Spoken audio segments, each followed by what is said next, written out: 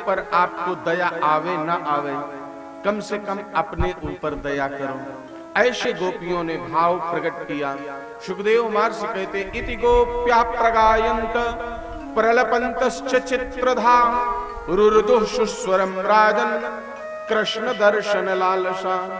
महाराज के ऊपर लोग छीटाकशी करते हैं। भागवत का यह श्लोक प्रमाण है। गोपियों के अंदर काम्य भाव नहीं था, केवल एक भाव था, कृष्ण दर्शन लालसा।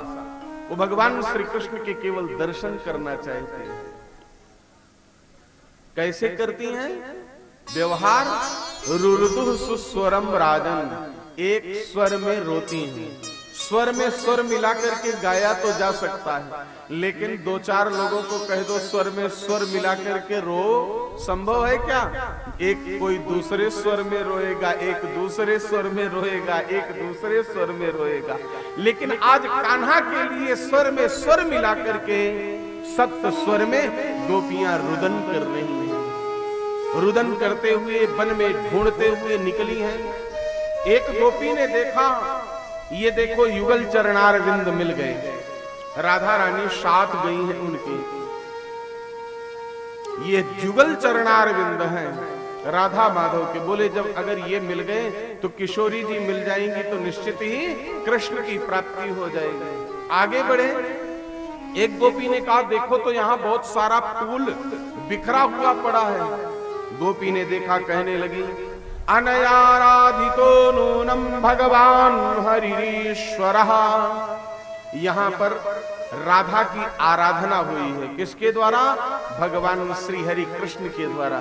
जिस राधा के सौंदर्य सिंधु में गोता लगाने के लिए श्याम सुंदर हम सबको छोड़ करके चले गए। मेरी प्रिया जू के सुंदर केशों में उन्होंने सुंदर फूलों का गजरा लगाया होगा, उनके गले में सुंदर हाल पहनाया होगा, सुंदर कंकण पहनाया होगा, कमर में उनके करधनी पुष्पों की पहनाई होगी। गोपी ने कहा आगे की तो दशा देखो, यहां से केवल एक चरण चिन्ह दिखाई पड़ रहा है, युगल नहीं है। दूसरी गोपी कहती है निश्चित ही उनका नाम किशोरी जी है, वो थक गई होंगी तो उन्होंने कहा होगा श्याम सुंदर अब हम आगे नहीं चल सकती हैं। तो दूसरी सखी कहती है भगवान ने कहा होगा अस्कंद आरूह्यतामिति, मेरे कंधे पर बैठ जाओ मैं लेकर के चलता हूं। चले जा रहे हैं। गोपियां चांदनी की धवल चंद्रिका में रात्रि में बन बन घूम रही हैं वृंदावन के आनंद कानन में। इतने में एक मधुर मधुर संगीत सुनाई पड़ी। अरे लगता है यहीं पर कहीं किशोरी जी हैं, देखो तो सही। तो एक वृक्ष की डाली पकड़े हुए राधा रानी लटकी पड़ी हुई है। गोपियों ने कहा किशोरी जी श्याम सुंदर कहां गए? बोले पहले नीचे तो उतारो। नीचे उतारा, सारी घटना बताया। यहां से कुछ दूर उन्होंने सुंदर पुष्पों की माला बना बना करके मेरा श्रृंगार किया है। ये गजरा, ये कंकण, ये केश विन्यास सब उन्हीं के कर कमलों से सुसज्जित हुआ। लेकिन मेरी भी बुद्धि भ्रमित हो गई। मैं इस सुंदर पुष्प को देख करके श्याम सुंदर में आसक्त न हो करके इस पुष्प पर आसक्त हो गई। उनके अस्कंद पर बैठ करके आ रही थी। मैंने कहा इस पुष्प को तोड़ करके मेरी शोभा और बढ़ा दीजिए। ये पुष्प भी मायावी था। हम इस पुष्प को तोड़ने के लिए प्रिया प्रीतम दोनों प्रयत्न करने लगे। कभी वो मेरे कंधे पर बैठते, कभी मैं उनके कंधे पर बैठती। उछल कूद मचाया, लेकिन जब पुष्प नहीं प्राप्त हुआ तो मैंने कहा आप सावधान होकर के खड़े हो जाओ और मैं आपके सिर पर अपने दोनों चरण पधरवाती हूँ। मैंने उनके शीश पर अपने दोनों चरण पधरवा दिए और जैसे ही डाली को मैं प्रकट हो पकड़ करके व्यवस्थित हुई, वो मुझको इसी दशा में छोड़ करके चले गए हैं।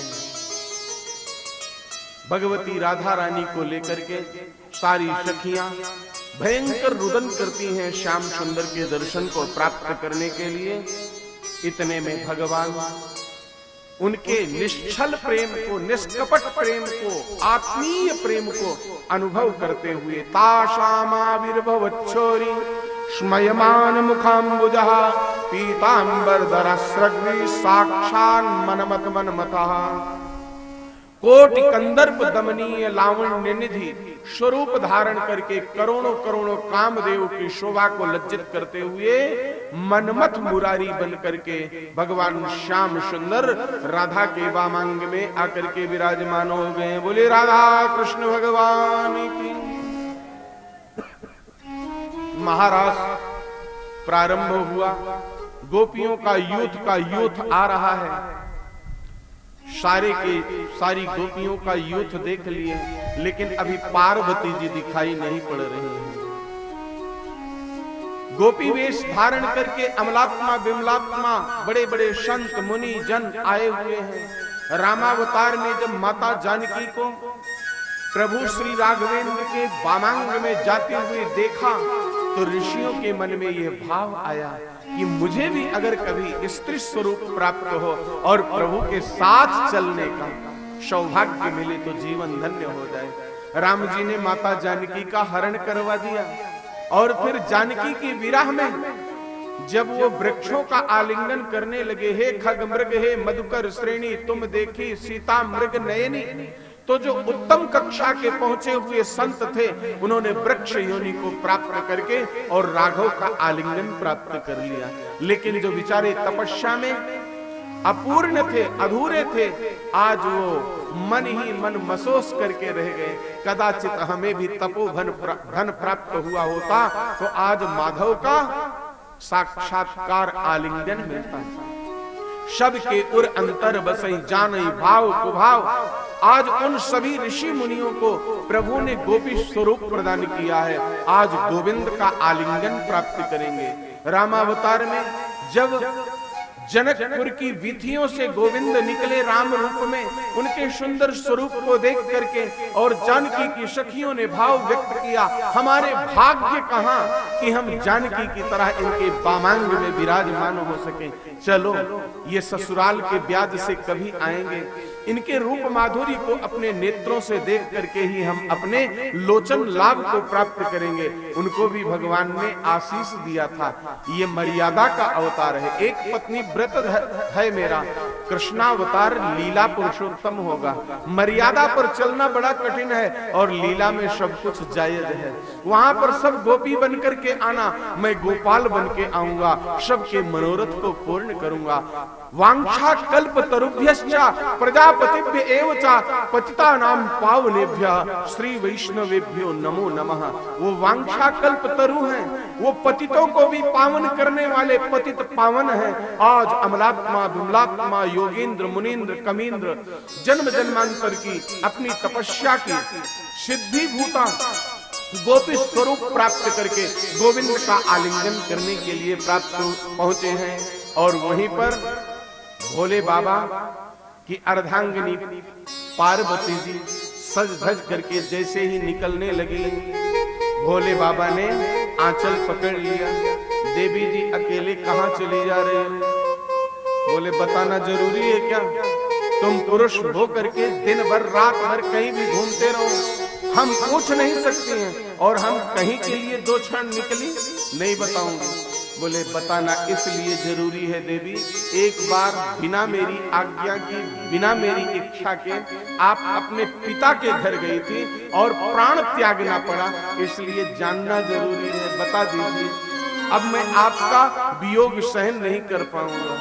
तो सुन लो, आज श्याम सुंदर मनमोहन रूप धारण किए हैं और उसी मनमोहन रूप का दर्शन करने के लिए महाराष्ट्र में सम्मिलित होने जा रहे हो। अरे मेरे प्रभु मनमोहन बने हैं, जो मन को मोहित कर ले तब तो मैं भी चलूंगा।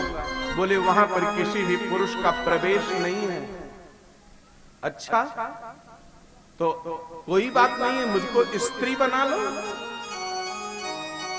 पार्वती जी ने जोर से डांट लगाई। संसार की हर एक स्त्री चाहती है कि मैं कभी पुरुष बनूं और पुरुष प्रधान पुरुषों को बताऊं कि संसार में कैसे जिया जाता है, और तुम हो कि मर्द से जनाना बनने को तैयार हो। भोले बाबा ने कहा कुछ भी बनना पड़े, लेकिन मेरे प्रभु का दर्शन मुझे प्राप्त हो जाए, बस इतना ही चाहिए। पार्वती जी बहुत मना करके थक गई, लेकिन नहीं माने। तो एक दिन वो भोले भंडारी बन कर के ब्रज नारी गोकुल में आ गए। एक दिन ओ भोले भंडारी बन कर के ब्रज नारी गोकुल में आ गए, गोकुल में आ गए। एक दिन ओ भोले भंडारी बन कर के ब्रज नारी गोकुल में आ गए।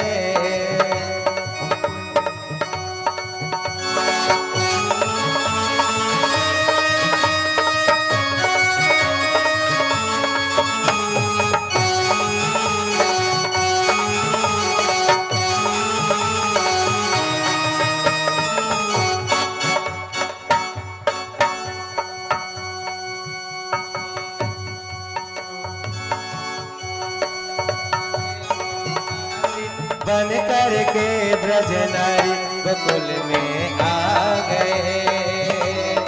एक दिन ओ भोले भंडारी बन कर के ब्रज नारी गोकुल में आ गए, ओ गोकुल में आ गए। पार्वती भी मना के हारे ना माने त्रिपुरारी गोकुल में आ गए। पार्वती भी मना के हारी ना माने बिजनारी गोकुल में आ गए, गोकुल में आ गए।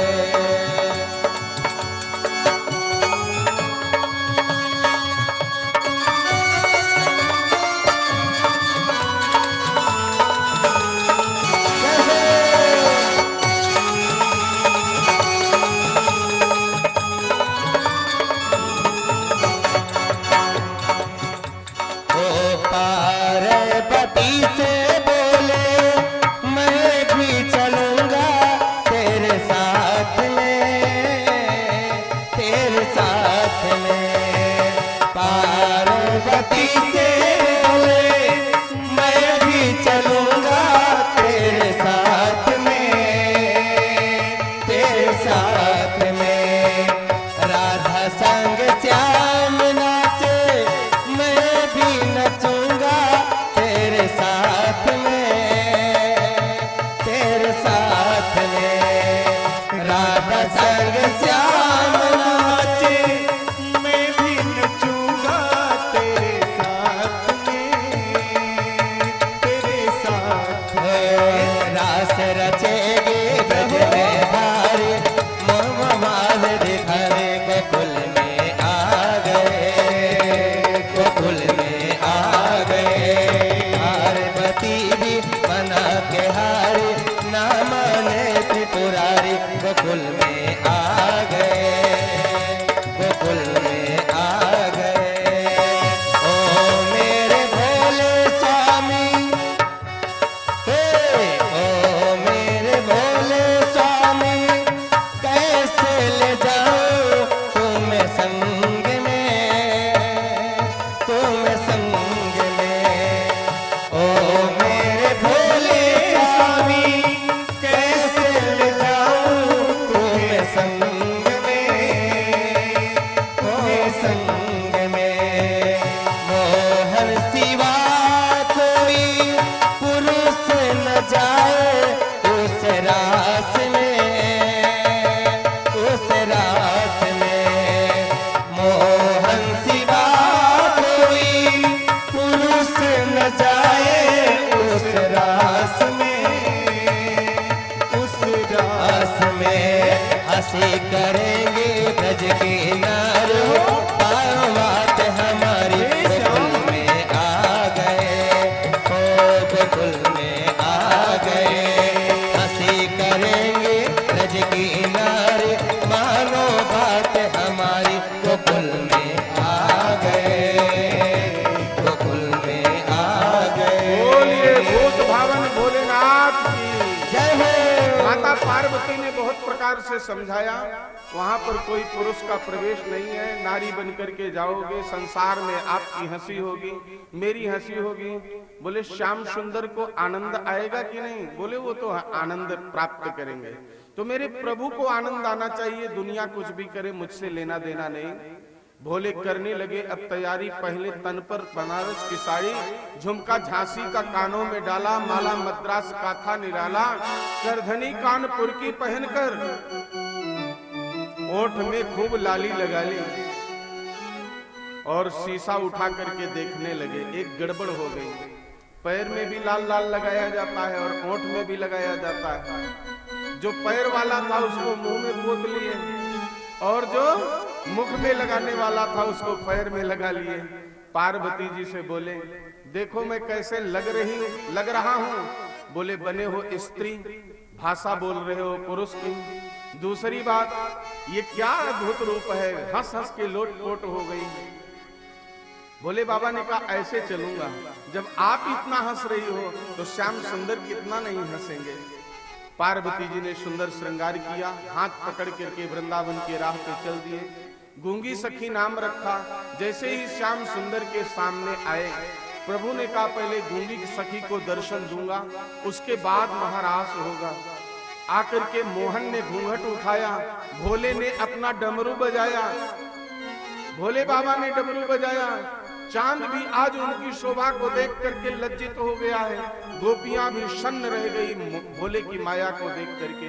तब से लेकर के आज तक वृंदावन में गोपेश्वर महादेव के रूप में भोलेनाथ विराजमान है। कभी भी जाइए बांके बिहारी का दर्शन करने, अगर आपने गोपेश्वर महादेव का दर्शन नहीं किया तो बांके बिहारी के दर्शन का पुण्य आपको नहीं मिलेगा। वो नगर कोतवाल है। बोलिए गोपेश्वर महादेव की जय हो। एक एक गोपी के बगल में एक एक कृष्ण के रूप में प्रभु विराजमान हुए। ब्रह्मरात्रि से महारास हुआ।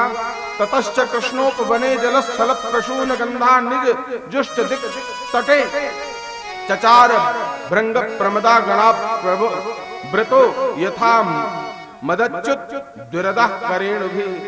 भगवान ने जल में, स्थल में, वन में, उपवन में महारास गोपियों के साथ रचाया। जिस कामदेव ने ब्रह्मा को च्युत किया, शिव को च्युत किया, आज वह अच्युत कह करके प्रभु को प्रणाम किया। भगवान की इस रासलीला पर जब परीक्षित जी को संदेह हो सकता है तो साधारण मनुष्य क्यों नहीं संदेह करेगा। बोले, भगवान ने स्त्रियों का स्पर्श क्यों किया? ये तो मर्यादा का उल्लंघन है। भगवान के लिए कहने लगे प्रभु। सुखदेव महर्षि ने कहा, राजन अभी परिपक्व नहीं हुए हो, ये ब्रह्म लीला है, ये जीव लीला नहीं है। संस्थापनाय धर्मस्य प्रशमाय तरस्य च अवतीर्णो ही भगवान अंशेन जगदीश्वरा। धर्म की स्थापना करने वाले भगवान श्री कृष्ण ये ऐसा रास रचाए, ये तो धर्म के अनुकूल नहीं है। सुखदेव जी ने कहा, तुमको ये कथा हमने व्यर्थ ही सुना दिया। इस कथा को सुन लो, केवल इसके अंदर मत प्रविष्ट हो। महारास पर यदि जीवन भर चिंतन मनन किया जाए तो कम है, इसका वर्णन साधारण नहीं है। बस ये ब्रह्म लीला है, इतना ही अनुभव करना चाहिए। भगवान ने गोपियों के मनोरथ को पूर्ण किया। गाय चराने के लिए गए, केशी नामक एक राक्षस का संहार किया है आज। और उसके बाद प्रभु सुंदर छवि में राधा रानी और गोपियों को दर्शन देते हैं। आज देवर्षि नारद जी के मन में विचार आया, अब बाल लीला को आगे बढ़ाता हूं। सीधे पहुंचे कंस के पास। जजमान, मैं सोच रहा था तुझे पता चल जाएगा, लेकिन तू भी आंख मूंद के बैठा है। जे जे गए बहुरी नहीं आए, पठवत नाही संदेश। पूतना गई, बकासुर गया, अघासुर गया, अरिष्टासुर गया, केसी गया, वत्सासुर गया, कितने राक्षस गए, एक भी लौट के तेरे पास संदेशा नहीं दिए। अरे वो नंद के घर में जो है ना नंदलाल, वो वास्तव में वसुदेव नंदन है। मध्य रात्रि में वसुदेव उसको कारागृह से ले जाकर के नंद बाबा के यहाँ छोड़ आया। तेरे साथ बड़ा छल हुआ है। कंस तमक करके उठा, अभी देव की वसुदेव का वध कर देता हूं। बोले, इस समय प्रजा उनके साथ है, प्रजा द्रोह हो जाएगा, इसलिए बुद्धि का प्रयोग कर। मान ले कि भांजे हैं हमारे, उनको निमंत्रण करके बुला। ससुर जी से जो कुबलिया पीठ हाथी मिला है, इसको मदिरा पान करा और इससे सूंड में लपेटवा करके पटकवा देना। कदाचित बच जाए तो सल तोसल मुष्टिक चारों जो मुष्टंड पाल रखा है, ये किस दिन काम आएंगे, इनसे मरवा देना। कंस ने बात गुरु जी की सुनी। नारद बाबा की बोले ठीक है, उद्योग करता हूं। मेला लगाने के लिए सुंदर प्रचार प्रसार करवाता हूं। जो धनुष प्राप्त है जरासंध ससुर जी के द्वारा, इसी धनुष भंग का मेला जुड़वाता हूं। बोले हाँ, ये नियम ठीक है तेरा। इधर सीधे वहां से आए, गोचारण लीला करते हुए भगवान श्री कृष्ण के चरणों में मस्तक रख करके कहने लगे, बहुत हो गया गैया चराना, बहुत हो गया माखन चुराना, बहुत हो गया मुरली का बजाना, बहुत हो गया काली कमरी और लाठी को लेकर के इस ब्रज में भ्रमण करना और कराना।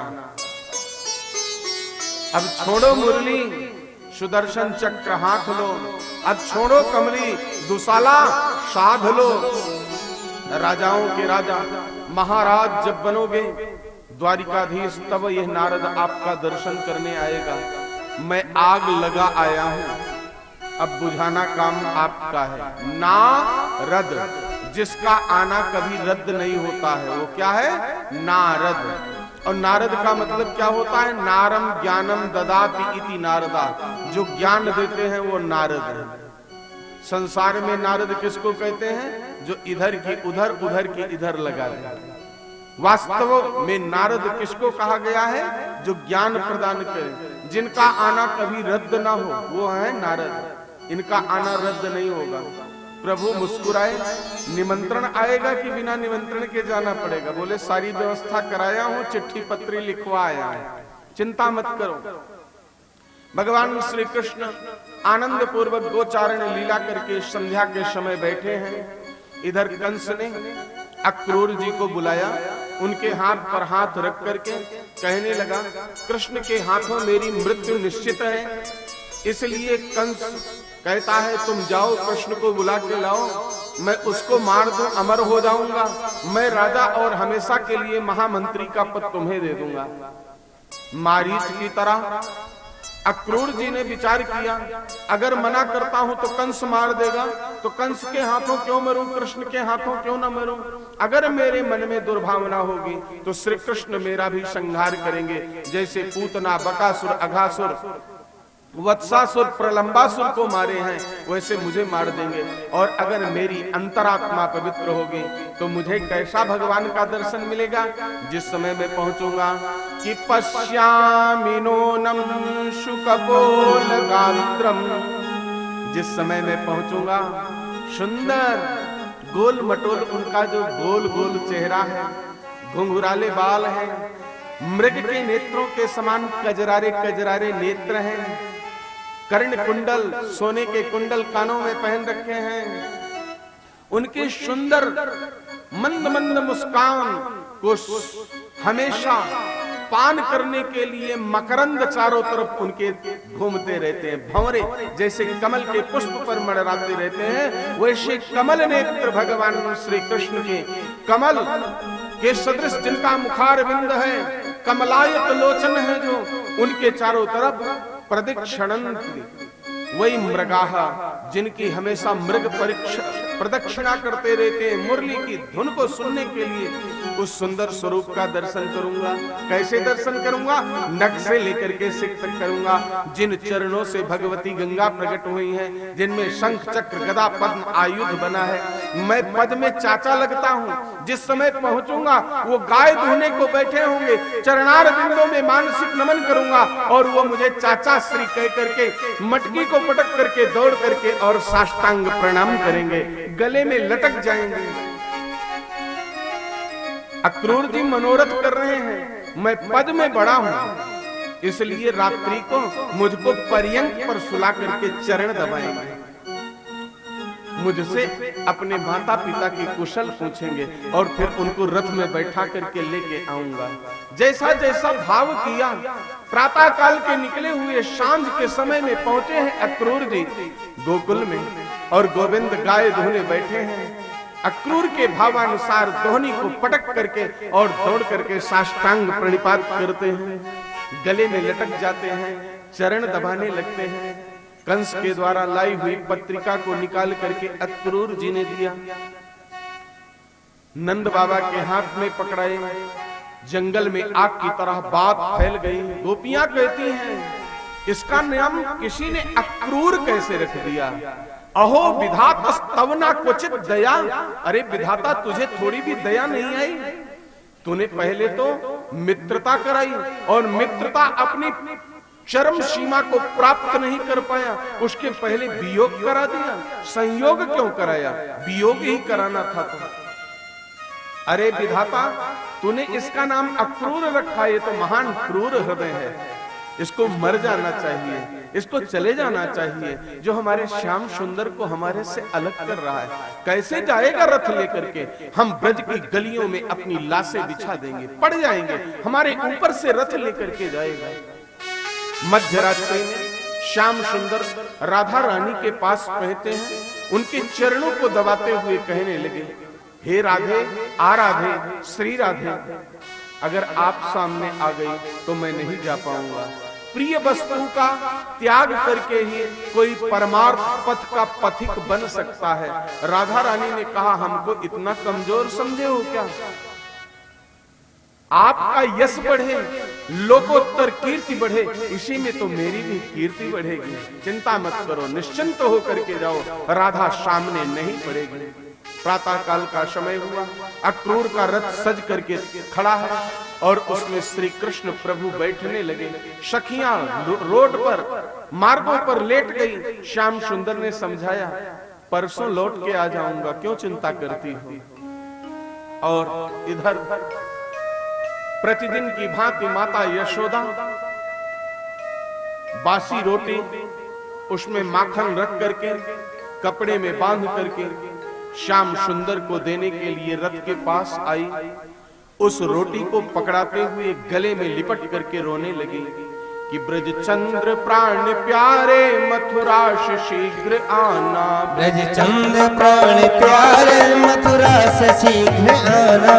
छवि देख कर वहाँ की मत भूल आप जाना। छवि देख कर वहाँ की मत भूल आप जाना। नवनीत और रोटी मैं संग दे रही हूँ।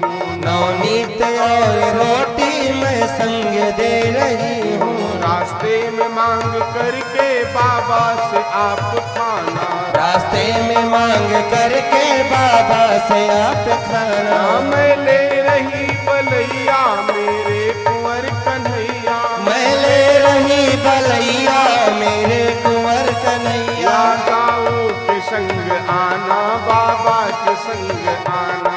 दाऊ के संग आना, बाबा के संग आना।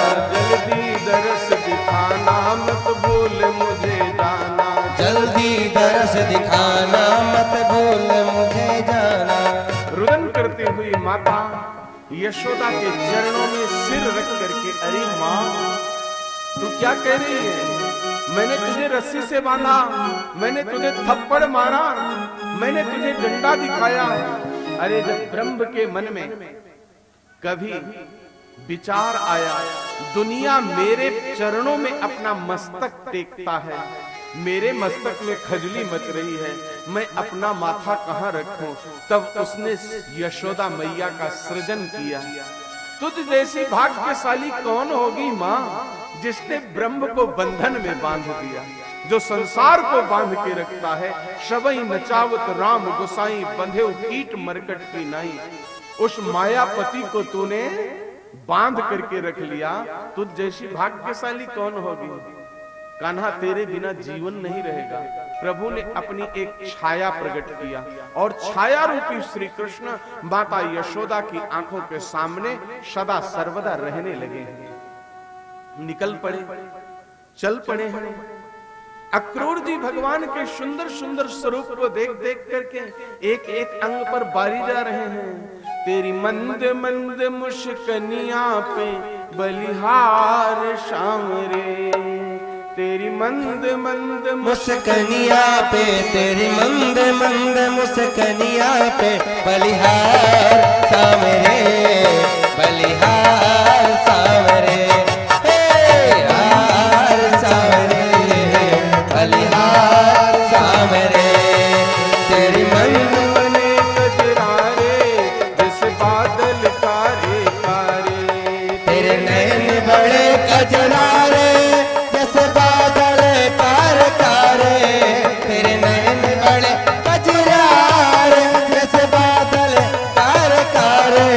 तेरी तिरछी सी चितवनिया पे, तेरी तिरछी सी चितवनिया पे, बलिहार सामरे, बलिहार सामरे।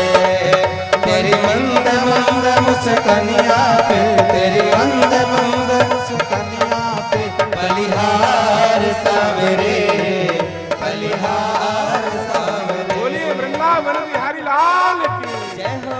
अक्रूर जी के अंदर भाव आ रहा है, इतना छोटा सा नन्ना सा सांवला सा सलोना सा सुघर सा सुकुमार सा कंस कितनी तैयारी करके रखा है। हाय रे, अगर मार देगा तो ये इतना सुंदर स्वरूप कहां दिखाई पड़ेगा। भगवान के कजरारे कजरारे तिरछे नेत्रों को, चितवन को, मंद मंद मुस्कुराहट को, बालों की लटक को देख देख करके और प्राणार्पण कर रहे हैं। प्रभु ने उनके भावों को पढ़ लिया। बोले काका जी यमुना जी आ गई हैं, नहा लो, थोड़ा पूजा पाठ कर लो।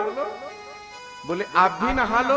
बोले नहीं, हम रथ पे बैठे हैं। अक्रूर जी जैसे ही यमुना में स्नान किए, उनको यमुना के अंदर भगवान श्री कृष्ण मधुकैटभ का राक्षसों का वध करते हुए दिखाई पड़े, द्वंद्व युद्ध करते हुए दिखाई पड़े, ताल जंग राक्षस का संहार करते हुए अनेकानेक रूपों में दिखाई पड़े। भगवान के उस स्वरूप को नमन करते हुए विश्वास हो गया भक्त को कि ये कंस का संहार कर देंगे। आगे लेकर के रथ को चले। बोले काका जी आप चलो, थोड़ा हम बीच में थोड़ा घूमते टहलते यमुना विहार करते हुए आते हैं। शास्त्र कहता है जन्मांतर सहस्त्रेषु या बुद्धिर भाविता पुरा तामेव भजते जंतुर उपदेशो निरर्थका। जन्म जन्मांतर का जो जीव का स्वभाव होता है ना, शरीर बदल जाता है लेकिन स्वभाव नहीं बदलता है।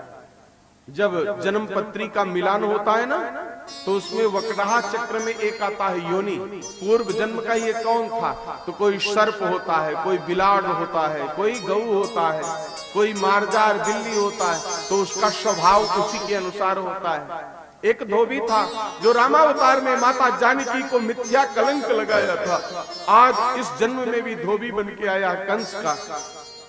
राम जी ने मर्यादा के कारण वहां तो दंड नहीं दिया था, आज बड़े प्रेम से बोले। सारी मित्र मंडली ने कहा भैया आपके मामा के यहाँ जा रहे हैं, ये ग्वाल वालों का वेश अच्छा नहीं लगेगा, राज दरबार में जा रहे हैं, थोड़ा राजसी वेश धारण कर ले। तो कन्हैया ने कहा वो जगत मामा बैठे हुए हैं, अभी चलो दिलाता हूं। प्रेम पूर्वक गए, हाथ जोड़े, बोले मामा जी हम सबको राजकीय वस्त्र दे दो पहनने को ना। मिथ्या प्रलाप करता हुआ, उद्दंड वाचाल भाषा बोलता हुआ, अहीर के छोकरे गांव के गंवार, तुम्हारे बाप दादा ने भी राजसी वस्त्र पहने। बोले हमको 1 लाख गाली दे दो चलेगा, लेकिन हमारे निरपराध नंद बाबा को एक शब्द कहोगे नहीं चलेगा। एक झापड़ तान करके कान के नीचे रख दिया, प्राणांत हुआ वहीं पर, और उसकी दिव्य ज्योति प्रभु के चरणों में लीन हो गई। धोबी का रजक का संहार हुआ। ब्रजवासियों ने कहा थोड़ा माला वाला मिल जाती तो और अच्छा शोभा बन जाती। सुदामा नाम का माली जो भगवान शिव की 1000 कमल पुष्पों से प्रतिदिन अर्चना करता था, भगवान भूत भावन शिव प्रकट हुए थे। क्या चाहिए? बोले कृष्ण पादार बिंद चाहिए। बोले चिंता मत कर, तेरे दरवाजे पर तुझे दर्शन देने के लिए स्वयं प्रभु आएंगे। आज सुदामा का भाग्य खुल गया है। मित्र मंडली के साथ कृष्ण बलराम पहुंचे, सभी सखाओं सहित पलक झपकते भगवान श्री कृष्ण का पुष्पों से श्रृंगार कर दिया। ब्रजवासी कहने लगे अब तो एक ही कमी रह गई, माथे पर चंदन नहीं है। बोले अभी हमें पोशाक भी तो नहीं मिली है, हम पुराना नहीं पहनते हैं। जन्म कर्म च मे दिव्यम। रामावतार में जनक जी के राज्य में जो दर्जी था वो बेचारा मन ही मन मन के लड्डू फोड़ता रह गया। राघव आएंगे, उनके एक एक अंग को नाप करके सुंदर नया वस्त्र पहनाऊंगा। लेकिन राजा दशरथ पाणी ग्रहण के लिए जोड़ा जामा वहां से लेके आए। उसको प्रभु ने मन ही मन आशीष दिया, चल कृष्णावतार में तेरे दर पे आऊंगा, जैसे मन मर्जी आवे मेरे श्री अंग का स्पर्श करके मुझे सजा लेना। आज सजा दिया है। उस दर्जी ने राजपथ पर चले जा रहे थे, 8 जगह से टेढ़ी मेढ़ी कुब्जा भगी चली जा रही थी। चंदन के सुंदर केसर मिश्रित मलयागिरी चंदन को चांदी की कटोरी में लेकर के बलराम जी ने कहा, सुंदरी कहां जा रही हो, लज्जा तो नहीं आई? भगवान श्री कृष्ण ने कहा, अरे देवी सुंदरी ही तो है। देख करके प्रभु के रूप माधुर्य को संसार ने मेरा मजाक उड़ाया, आप भी मजाक उड़ा रहे हो। बोले अपना परिचय बताओ। बोले मैं त्रिविक्रमा नाम की दासी हूं। कंस को मेरा घिसा हुआ चंदन ही मस्तक पर लगाना अच्छा लगता है, तो बोलो आज अगर कृष्ण चंदन लगवाना चाहे तो। लजाते हुए सकुचाते हुए उस कुब्जा ने कहा, कान्हा मेरे से चंदन लगवाने में एक बहुत बड़ी बात है। क्या है? बोले मैं खड़ी होकर के आपके माथे पर तिलक नहीं कर सकती हूं। अगर मेरे हाथों से अपने मस्तक का श्रृंगार कराना है तो घुटने टेकने पड़ेंगे। धन्य है वो कुब्जा जिसने परब्रह्म परमात्मा अखिल कोटि ब्रह्मांड नायक को अपने सामने घुटने पर बैठा दिया, और घुटने पर बैठ गए हैं श्याम सुंदर। और कुब्जा ने अपने कर कमल से उनके मस्तक को चंदन चर्चित कर दिया है। बोले जो मेरी सेवा करता है फल तत्काल देता हूँ। पैर के अंगूठे से पैर का अंगूठा और हाथ के अंगूठे से ठेवड़ी में एक झटका दिया, तड़तड़ाहट करते हुए षोडश वर्षीय सर्वालंकार भूषिता सर्व भरण भूषिता वरानना बन करके प्रभु के पल्लू को पकड़ लिया। जिसने ये स्वरूप दिया उसी की दासी बनना चाहते हूँ। तेरे आतिथ्य को स्वीकार करूंगा, लेकिन मामा कंस का पहले संहार करूंगा। पहुंचे, धनुष रखा हुआ था, क्रीड़ा क्रीड़ा में उठाए, उसमें प्रत्यंचा चढ़ाया और जैसे झुकाया तड़तड़ाहट करता हुआ सैकड़ों खंडों में धनुष विखंडित हो गया और मथुरापुरी में भूकंप आ गया। कंस अपने बिस्तर से नीचे गिर पड़ा। रात्रि में सो रहा है, स्वप्न देखता है मेरा सिर कटा हुआ और शरीर तेल में डुबोया हुआ है। अपने को गधे पर बैठ करके दक्षिण दिशा की यात्रा करते हुए दिखाई पड़ता है। ये मृत्यु सन्निकट सूचक स्वप्न होते हैं। दिन में तारे दिखाई पड़ने लगे, अपना सिर कटा हुआ देखो, तेल से स्नान करते हुए देखो, गधे की सवारी करते देखो, तो समझ लो अब दिन 4 रह गए हैं। प्रातः काल का समय हुआ।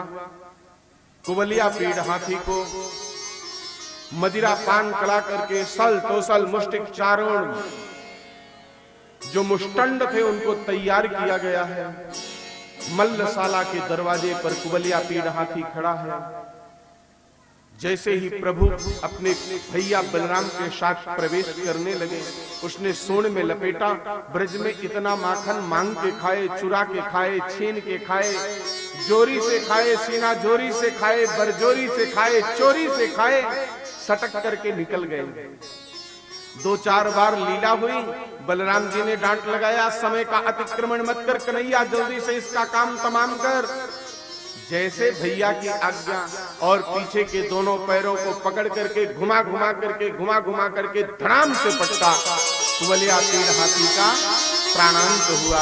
दोनों भाई उसके दोनों दांतों को लेकर के कंधे पर रख करके जब रंगशाला में प्रवेश कर रहे हैं तो कितनी सुंदर झांकी हो रही है कि मल्लानाम अशनिर्नृणाम नरवरः। मल्लों को सबसे बड़ा मल्ल दिखाई पड़ रहे हैं। स्त्रियों को साक्षात कामदेव दिखाई पड़ रहे हैं। शास्ता सुपित्रो महान, अपने माता पिता को अपने पुत्र के रूप में दिखाई पड़ रहे हैं। गोपानाम स्वजनो, गोपजनों को अपने स्वजन दिखाई पड़ रहे हैं। मृत्युर्भोज पते विराट विदुषाम, और भोजराज कंस को साक्षात मृत्यु के रूप में दिखाई पड़ रहे हैं। रंगंगतः साग्रजा, अपने ज्येष्ठ भ्राता के साथ प्रवेश कर रहे हैं। जाकी रही भावना जैसी, प्रभु मूरत देखे तिन तैसी। प्रविष्ट हुए, मल तोषल मुष्टिक चारों ने ललकारा, आइए युद्ध हो जाए। बोले देखो भाई, युद्ध बराबरी के होता है। आप बहुत बड़े बड़े हो, हम छोटे छोटे अभी 11 साल के बच्चे हैं। अगर हम तुम्हें पटक देंगे तब भी हमारी निंदा होगी, और तुमसे हार जाएंगे तब भी तुम्हारी प्रशंसा कोई नहीं करेगा। सल तोसल मुष्टिक चारों ने एक स्वर में कहा, न बालो न किशोरस तुम, वलीनाम बलिनाम बरहा, लीले भे हतोये न सहस्त्र दुपशत्व भृत। न तुम छोटे बच्चे हो, न कोई युवा हो, तुम बलवानों के बलवान हो, जिन्होंने लीला करके हजारों राक्षसों को सदगति प्रदान कर दिया, यम का द्वार दिखा दिया। बोले जब तुम मान ही लिए हो तो आओ, किससे लड़ोगे? बोले गदा युद्ध हो जाए। गदा से गदा टकराई, आकाश धूम से व्याप्त हो गया। उसके बाद मल्ल युद्ध प्रारंभ हुआ, और मल्ल युद्ध करते हुए उठा उठा के पटक पटक करके सल तोसल मुष्टिक चारों का संहार किए। कंस ने देखा अब तो कोई नहीं बचा, तो कहने लगा सब इकट्ठा दौड़ पड़ो, मार डालो, पकड़ लो, भाग के जाने न पाए। 25 हाथ ऊंचे आसन पर बैठा था कन्हैया, एक जंप लिए और कंस मामा के सिंहासन के पास पहुंच गए। बोले मामा श्री, आज हम भागने नहीं भगाने आए हैं। जहां तक भाग सकता है भाग ले, मृत्यु से न तो कोई बच पाया है, न तू बचेगा पापी। दौड़ा दौड़ा करके कंस को, केश को पकड़ा, घुमा करके और पटकने लगे। कंस ने कहा भांजे बड़ा दर्द हो रहा है। बोले याद कर उस दिन जब मेरी माता नव विवाहिता देवकी के केश को पकड़ करके तूने घसीटा था, तो मेरी माँ को क्या सुकून मिला था, आनंद मिला था। जैसी करनी वैसी भरनी, अब तू भी भोग। और 25 हाथ ऊंचे से लेकर के कन्हैया नीचे कूदे, मुष्टि का प्रहार करते हुए कंस का हृदय विदीर्ण कर दिया, फट गया। दिव्य ज्योति निकली, प्रभु के चरणों में समाहित हुई। उसके भाई और थे, वो भी आए, उनका सबका संहार हुआ है। देवताओं ने नगाड़ा बजाया, पुष्प वृष्टि किया है, सबने प्रभु का स्वागत किया है। स्वागतम कृष्णा शरणागतम कृष्णा, स्वागतम कृष्णा शरणागतम कृष्णा,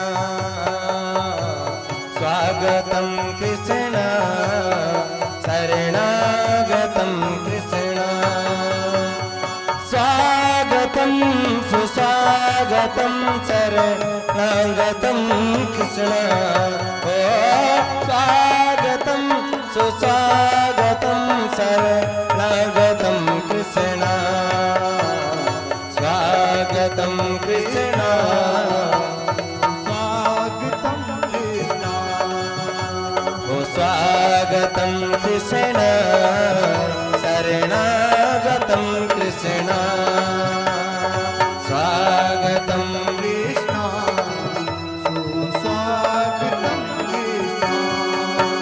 कभी आता ही होगा सलोना भगवान का स्वागत कीजिए। अभी आता ही होगा सलोना मेरा, हमेरा है उसी की तका करते हैं। कभी आता ही होगा सलोना मेरा, हमेरा है उसी की तका करते हैं। कविता सविता नहीं जानते, मन में जो आया तो बसा करते, मन में जो आया तो बसा करते हैं। स्वागतम कृष्णा शरणागतम कृष्णा, स्वागतम शरणागतम कृष्णा, स्वागतम कृष्णा शरणागतम कृष्णा, स्वागतम कृष्णा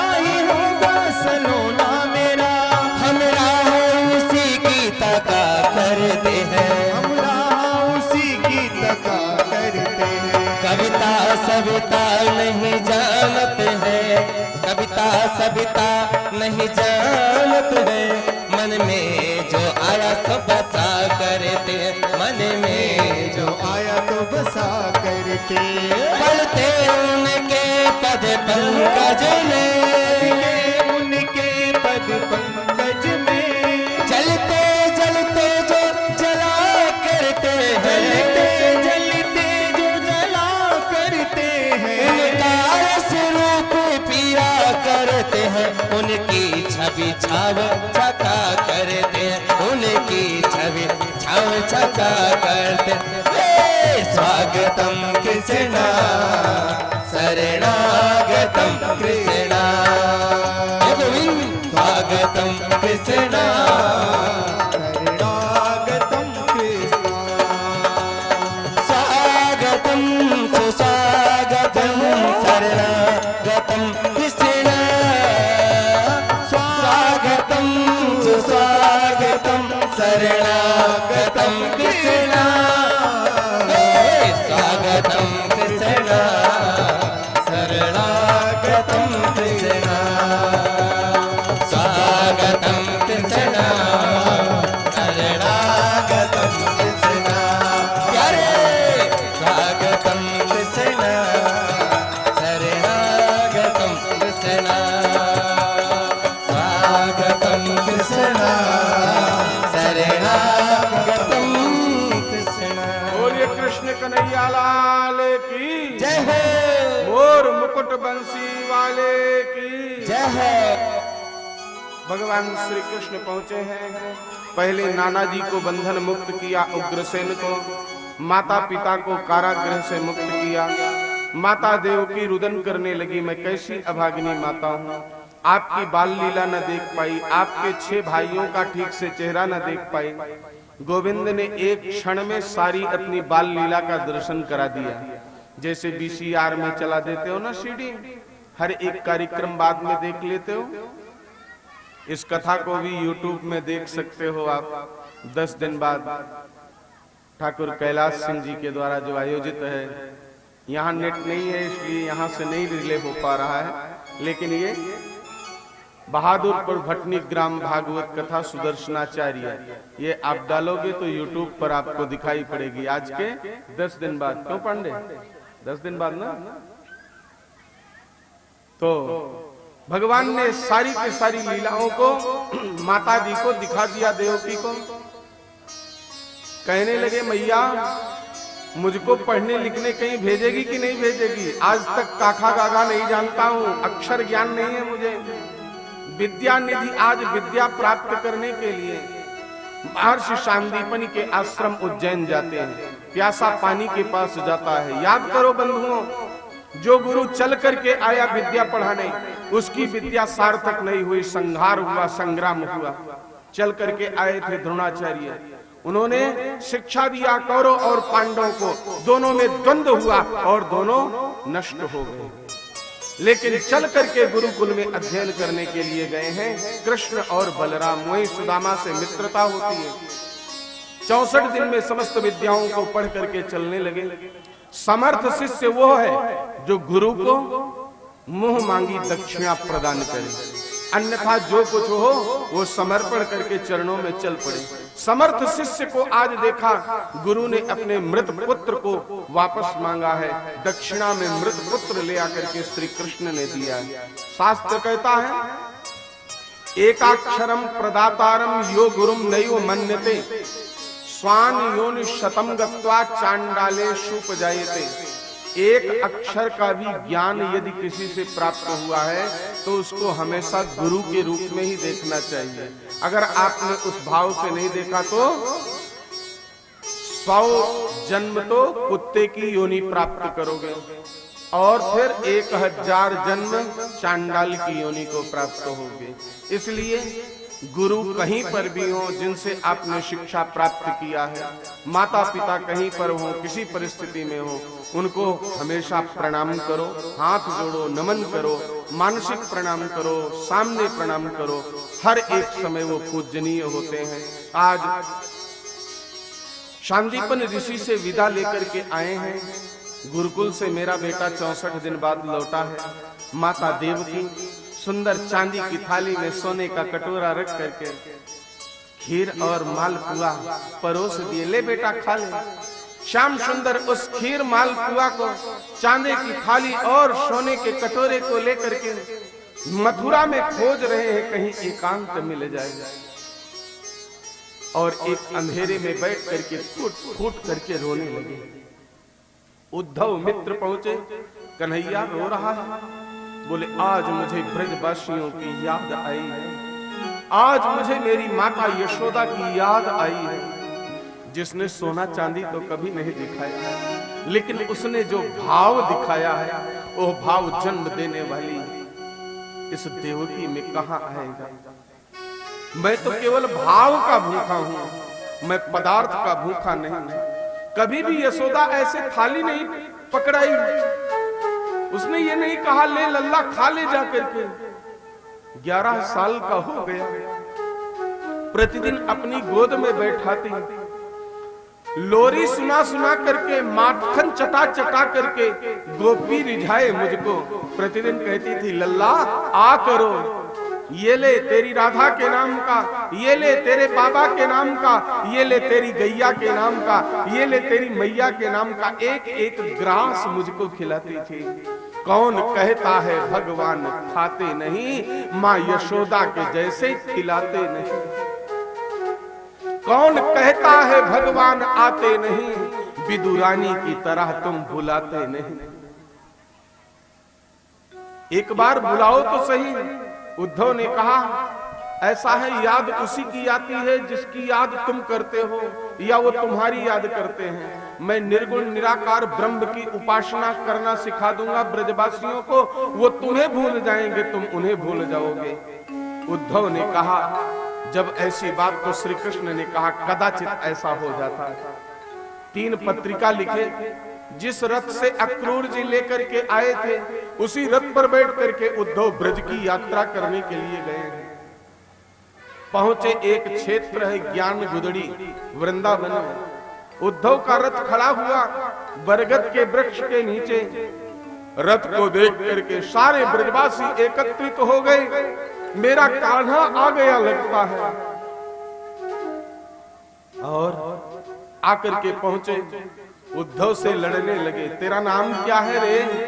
बोले मैं उद्धव हूं, ब्रह्म ज्ञानी हूं। क्यों आया?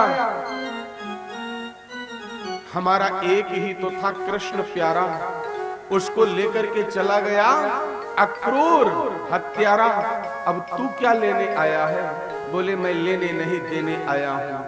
क्या देने आया है? बोले श्याम सुंदर ने तुम्हें संदेशा भेजा है, शाम को संदेशो भेजो। उधो लेके आयो रे, पाती तो उठाए लीनी, छाती से लगाए लीनी। सारी ब्रज की बधूटियां उस पत्रिका को पकड़ करके टुकड़े टुकड़े टुकड़े टुकड़े टुकड़े टुकड़े टुकड़े कर डाला। इतने इतने टुकड़े अपने अपने हाथ में लेकर के वक्षस्थल से लगा लिया। मेरा सांवरा मुझे कुछ लिख करके भेजा है। उद्धव का सारा ब्रह्म ज्ञान वहीं पर गुदड़ी हो गया। वह स्तन कहता है ज्ञान गुदड़ी। उद्धव कहने लगे भस्मी लगाओ मन अपने तन पे और नासिका बंद करो, श्याम सुंदर का यही दर्शन कराऊंगा। बोले उद्धव मन नहीं हो तो हजार, मन हजारों नहीं होता है, मन तो एक था, उसको वो सांवरा ले गया। अब दूसरा मन हमारे पास कहां है जो मनमोहन में लगाऊंगा? ए उद्धव, तेरा निर्गुण निराकार ब्रह्म मेरी गाय का दूध निकालेगा, मेरे सामने नृत्य करेगा, मेरे घर छाछ चुराने आएगा, मेरी मटकी को उठाएगा। निर्गुण निराकार ब्रह्म की उपासना बताने आया है। जिसने ब्रह्म को अपना चाकर बना लिया हो, नौकर बना लिया हो, पानी भरवाया हो, उसको तो निराकार ब्रह्म की उपासना सिखाएगा। उद्धव का सारा ज्ञान नष्ट हो गया।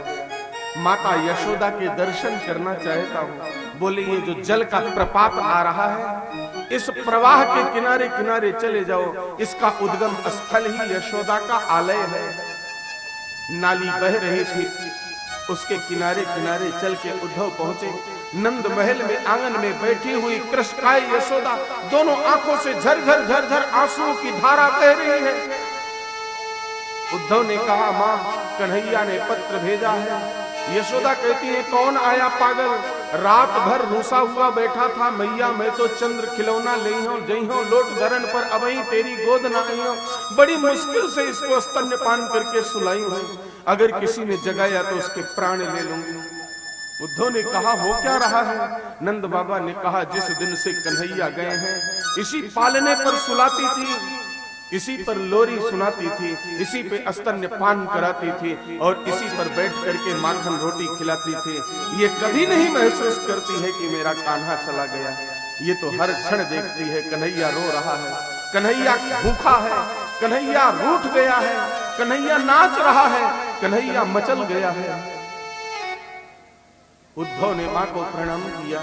ब्रजेश्वरी, कृपेश्वरी, राशेश्वरी, किशोरी जी के दर्शन करना चाहता हूं। नंद बाबा ने कहा, जाओ, जहां पर लताएं सूख गई हैं, वृक्ष सूखे खड़े हों, गायें खड़ी हो मुख में चारा लिए हुए, उनके तन पर केवल चमड़ी और हड्डी हो, मांस न हो,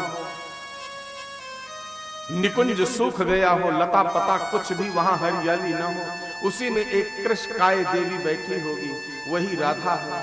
पहुंचे हैं निधि वन में, एक भंवरा मड़रा रहा था। कृष्णकाय किशोरी जी उस भंवरे से लड़ रही हैं। तू काला, तेरा मित्र काला, वो छलिया, तू भी छलिया, मेरे पास मत आना, मैं तुझे जला करके भस्म कर दूंगा। सुंदर पत्रिका दिया हाथ में। श्याम सुंदर ने आपके लिए लिखा है, हे किशोरी जी 2 लाइन लिख दो। सैकड़ों ताड़ पत्र को नेत्र के प्रवाह से, अश्रु के गीला कर दिया, बड़ी मुश्किल से लिखना प्रारंभ किया। प्यारी किशोरी जी, श्याम सुंदर से ऐसा क्या अपराध हो गया कि अपनी प्रियतमा को त्याग करके, अपने प्रियतम को त्याग करके आप चली गई। लिखत इत ओर से लिख जात मोहन की ओर से। लिख रही है राधा और ऐसा लग रहा है कि मोहन लिख रहे हैं। लिखत इत ओर से लिख जात मोहन की ओर से। जब उद्धव उस लाइन को पढ़ते हैं कि प्यारी किशोरी जी, क्या ऐसा अपराध हुआ श्याम सुंदर से कि आप उनसे, हमसे दूर हो गई, अपने प्राण वल्लभ का त्याग कर दिया। उद्धव चौंके।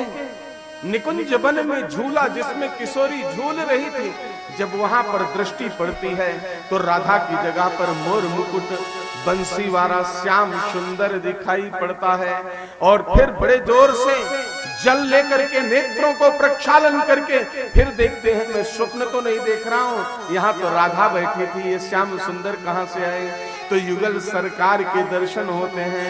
उद्धव पागल होकर के, उन्मत्त प्रमत्त होकर के कहने लगे, जय जय श्यामा, जय जय श्याम, जय जय श्यामा, जय जय श्याम, जय जय जय वृंदावन धाम, ओ जय जय जय वृंदावन धाम। ललित किशोरी ललित ललाम, ललित किशोरी ललित ललाम, जय जय जय बरसाना धाम, जय जय जय बरसाना धाम। प्यारो है श्री कृष्ण को नाम, प्यारो है श्री कृष्ण को नाम, मीठो है राधा को नाम, ओ मीठो है राधा को नाम। जय जय श्यामा, जय जय श्याम, जय जय श्यामा, जय जय श्याम, जय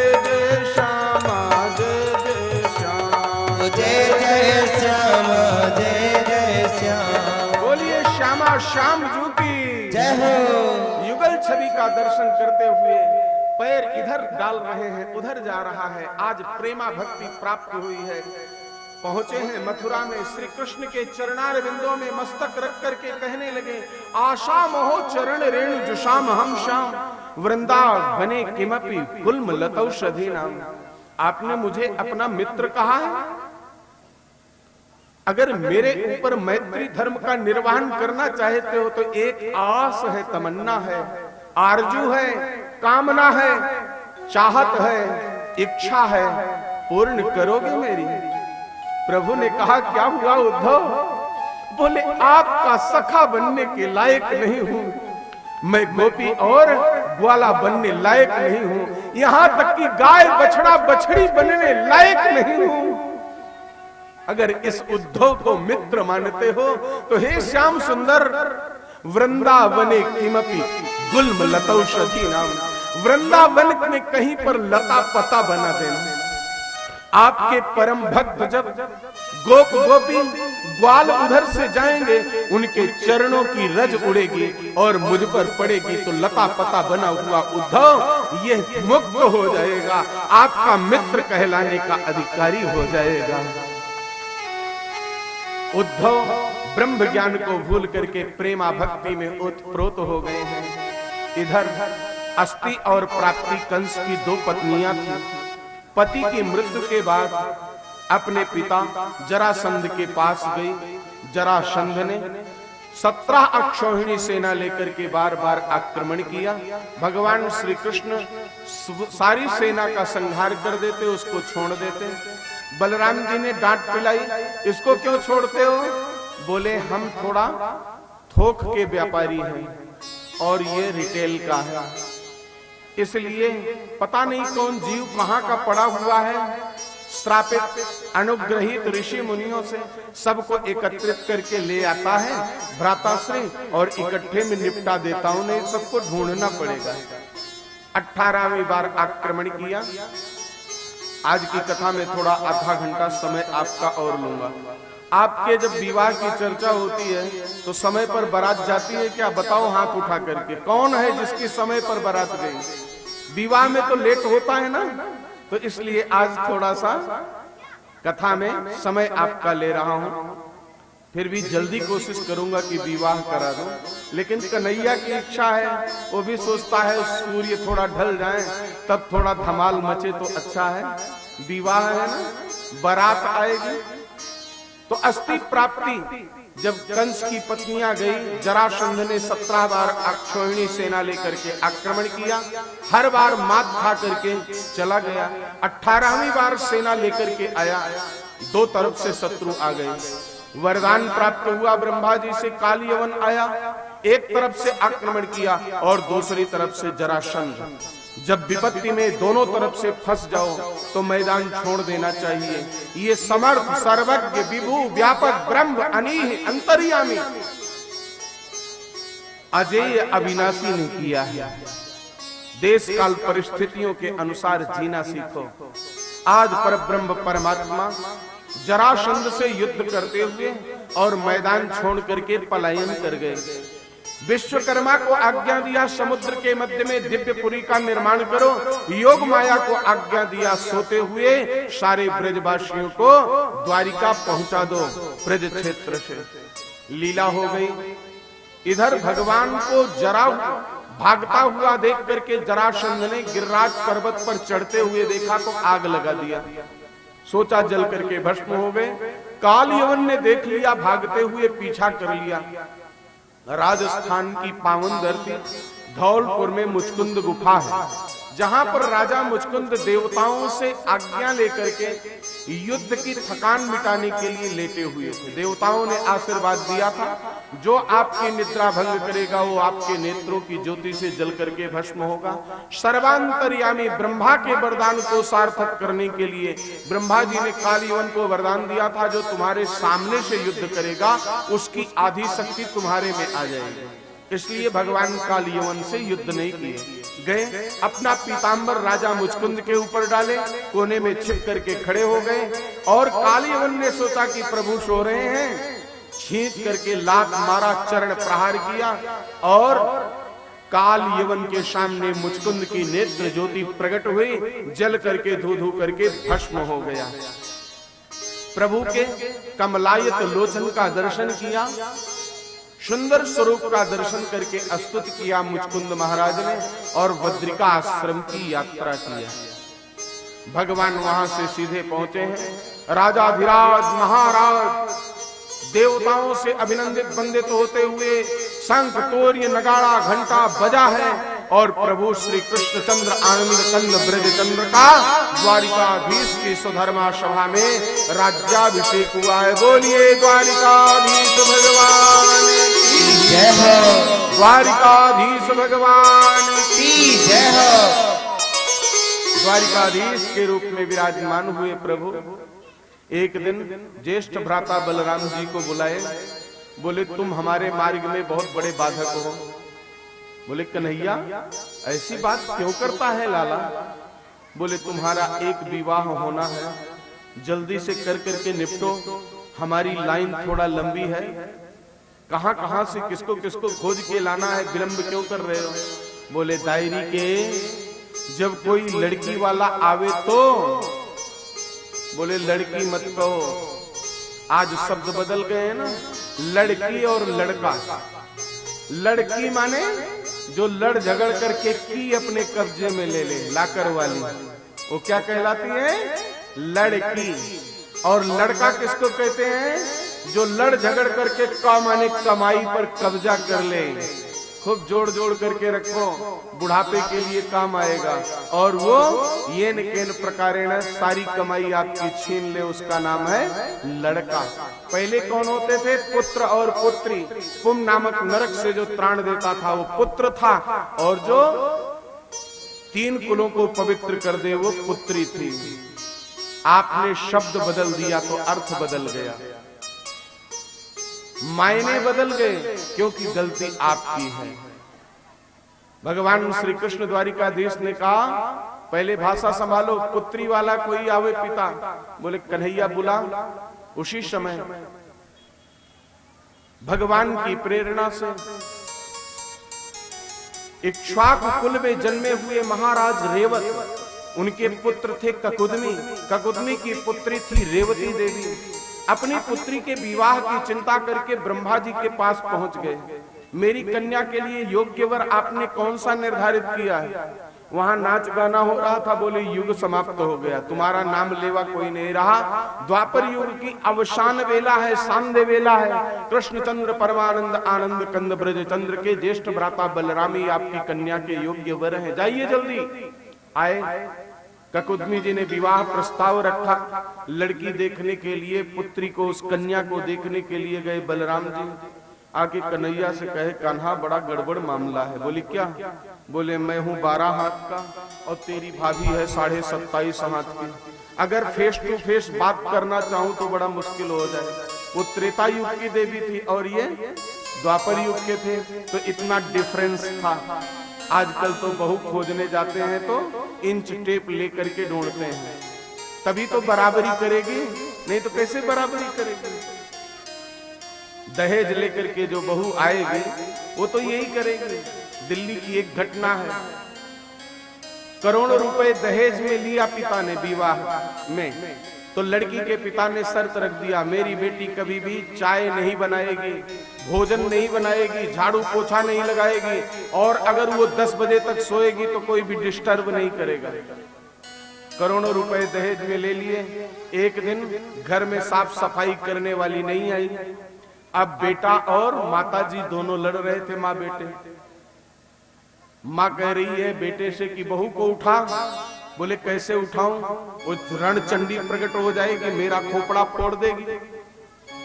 वो कहा कि तू झाड़ू लगा, मैं पोछा लगाती हूँ। बोले मैं नहीं करता। दोनों में लड़ाई झगड़ा थोड़ा तेज हो गई। उस देवी की नींद डिस्टर्ब हो गई, बाहर निकली।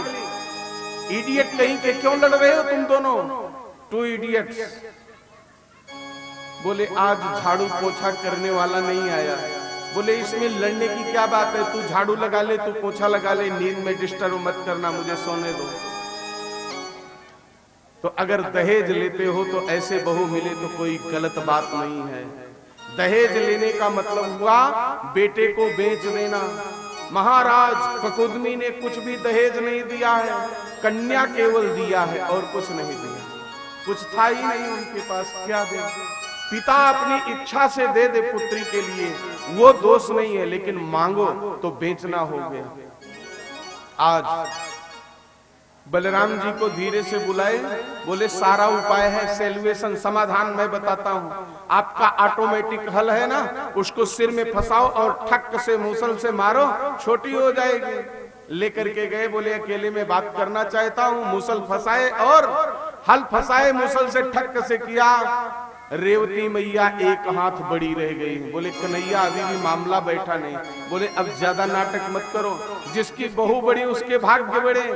और रेवती देवी का बलराम जी के साथ पाणी ग्रहण संस्कार हुआ है। बोलिए रेवती वल्लभ लाल की, रेवती वल्लभ लाल की। आज भी आप जाइए, बलदाऊ क्षेत्र पड़ता है ब्रज में, वहां पर मूर्ति के रूप में बलराम जी से रेवती मैया की मूर्ति एक हाथ बड़ी है। ब्रज के राजा दाऊ दयाल कहलाते हैं।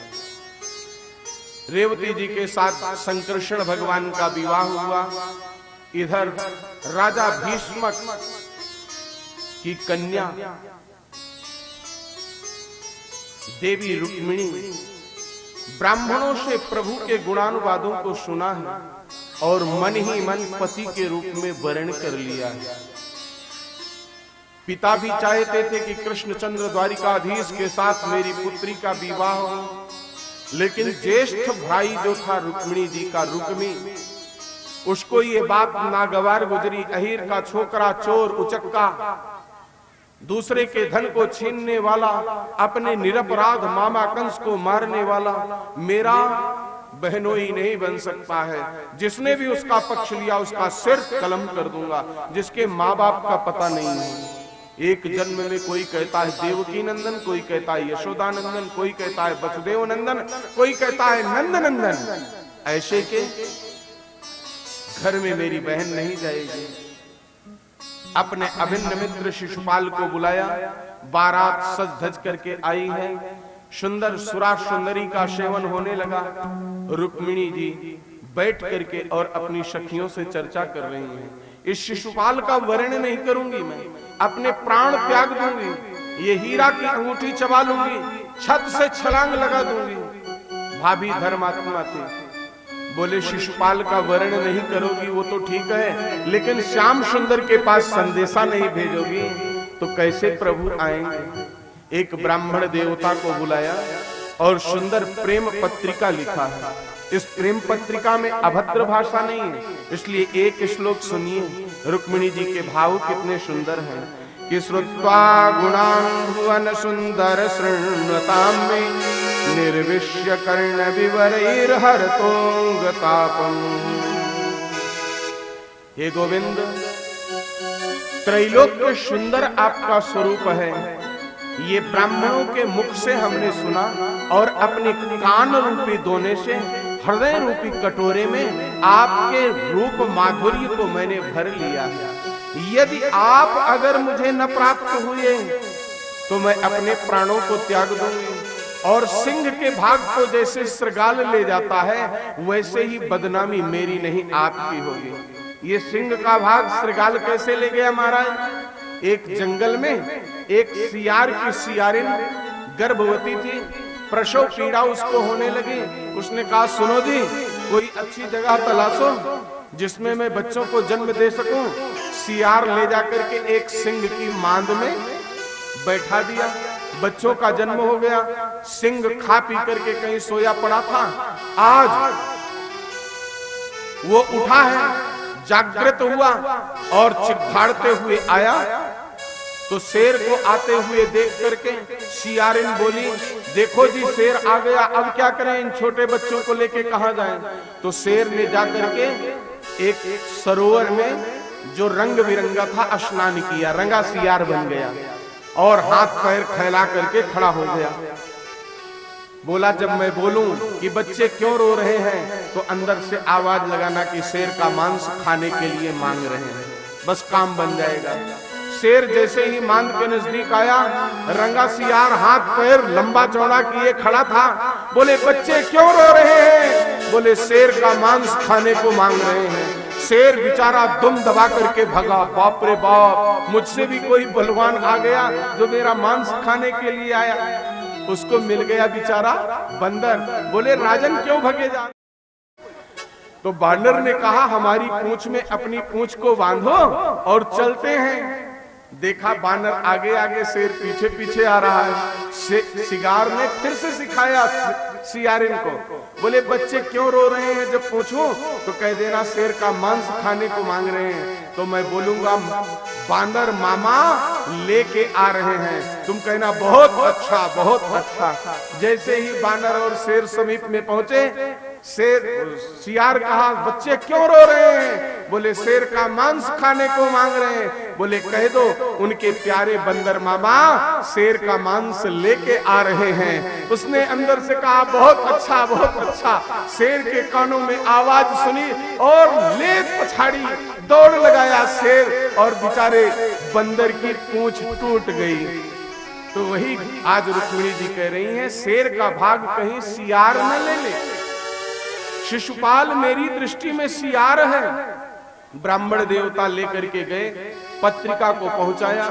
उसमें लिखा हुआ था आज के तीसरे दिन गौरी पूजन को आऊंगी, वहीं पर यदि प्राणनाथ आप न मिले तो मैं प्राण त्याग दूंगी। इधर संध्या का समय हुआ है, ढोल मृदंग नगाड़ा बज रहा है। सखियां कह रही हैं आओ मेहंदी लगवा लो। और इधर कोई संदेशा अभी ब्राह्मण देवता का आया नहीं। रुक्मिणी जी कह रही हैं हमको मेहंदी नहीं लगवानी है, हमको नहीं सजना है, विवाह नहीं करना है। भाभी जी ने राजमहल के बाहर बने हुए कुएं पर ब्राह्मण देवता को जल पी करके मुझ पर ताव देते हुए मुस्कुराते हुए देख लिया। मुख कमल की प्रसन्नता ये द्योतित कर रही है कि कार्य सिद्ध हो गया है। इशारा इशारे में बात हो गई। तो भाभी ने मजाक किया, अरे शिशुपाल के नाम की न सही श्याम सुंदर के नाम की मेहंदी तो लगवा लो। बोले भाभी क्यों मजाक करती हो? बोले कंगूरे से देख तो सही। ननंद रानी जब देखा ब्राह्मण देवता के खिलखिलाते चेहरे को तो इशारा इशारे में रुक्मिणी जी समझ गई। इशारे में बहुत कुछ बताया जाता है। एक बार एक गांव में 10 चोर थे, चोरी करने के लिए गए और एक भी दिन निकल आया, लौट के नहीं आए। तो 10 चोरों की पत्नियां गांव के बाहर कुएं में पानी भरने गई। एक लंगड़ाता हुआ चोर उधर से आ रहा था तो जल्दी जल्दी पूछा, कहो यहाँ वहां की बातें। घर से निकल करके चोरी करने के गंतव्य स्थान तक गए, क्या हुआ बताओ? बोले 4 मरगे जाते हैं। 4 का काम तमाम हो गया। अंधेरे में जा रहे थे, औंधा कुआं था, धड़धड़ाते एक के ऊपर एक गिरते चले गए। बोले ऐसी बीती? बोले 3 दबाने बीती। बरसात का समय था, गीली दीवार थी, सेंध लगा रहे थे, भरभरा के दीवार गिरी, 3 मर गए। बोले ऐसा? बोले 2 का मारिस भैंसा, 3 बचे हुए थे। सोचे चलो भागे भूत को लंगोटी सही, तो एक भैंसा बंधा हुआ था, उसको खोल के चलने लगे। वो मरखड़ा था, 2 को लपेट डाला। तो तीसरी सखी ने कहा धत लबरा कहीं का, अर्थात झूठा कहीं का। बोले हमहू का काट खाइस कबरा। भगा चला आ रहा था, काला कुत्ता लपेट लिया, ये देखो घाव हुआ। तो इशारे में माता रुक्मिणी को पता चल गया कि प्रभु का आगमन हो गया। मुख कमल प्रसन्न हो गया, चेहरे पर तेज झलकने लगा है, नेत्रों में एक आभा आ गई है, रोम रोम पुलकित हो गए हैं और अब अपनी सखियों को स्वयं बुला रही हैं। आओ सखियां, मेरे हाथों में मेहंदी लगाओ और मुझे श्याम सुंदर की दुल्हन बना दो। आओ मेरी सखियों मुझे मेहंदी लगा दो, आओ मेरी सखियों मुझे मेहंदी लगा दो, मेहंदी लगा दो मुझे ऐसी सजा दो, मेहंदी लगा दो मुझे ऐसी सजा दो, मुझे श्याम सुंदर की दुल्हन बना दो, मुझे श्याम सुंदर की दुल्हन बना दो, मुझे श्याम सुंदर की दुल्हन बना दो, मुझे श्याम सुंदर। दोनों हाथ ऊपर उठा करके ताली बजाइए प्रेम पूर्वक। भगवान का दिया मुझे लगा आनंद पूर्वक। आओ मेरी सखियों मुझे मेहंदी लगा दो, मेहंदी लगा दो मुझे ऐसी सजा दो, मेहंदी लगा दो मुझे ऐसी सजा दो, मुझे श्याम सुंदर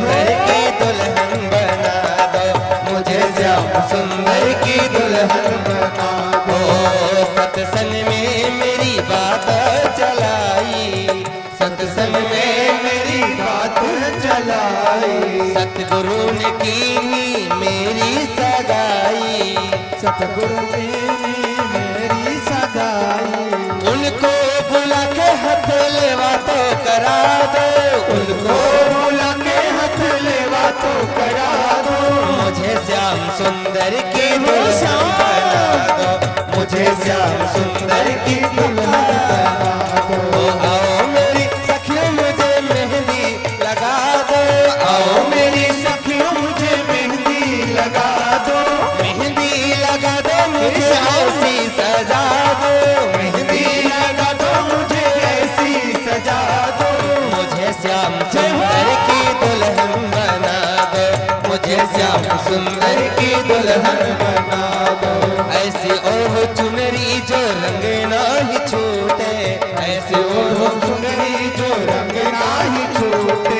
ऐसे बरो दूल्हा जो कबहू न छूटे, ऐसे बरो दूल्हा जो कबहू न छूटे।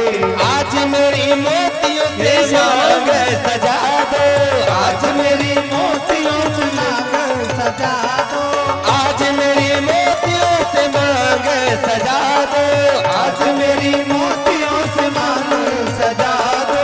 मुझे श्याम सुंदर की दुल्हन बना हाथ दो, ऊपर उठा मुझे करके श्याम प्रेम सुंदर की पूर्वक। दुल्हन बना दो।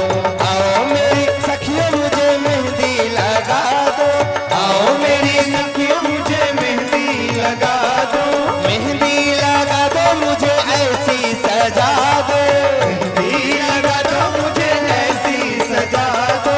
मुझे श्याम सुंदर की दुल्हन बना दो, मुझे श्याम सुंदर की दुल्हन बना दो, मुझे श्याम सुंदर की दुल्हन बना दो, मुझे श्याम सुंदर की दुल्हन बना दो। ऐसे पहनो चूड़ी जो कबहू न टूटे, ऐसा पहनो चूड़ी जो कबहू न टूटे। ऐसा बरो दूल्हा जो ऐसे रचो मेहंदी जो कबहू न छूटे, ऐसे रचो मेहंदी जो कबहू न छूटे। ऐसे पहनो चूड़ी जो कबहू न टूटे, ऐसा पहनो चूड़ी जो कबहू न छूटे।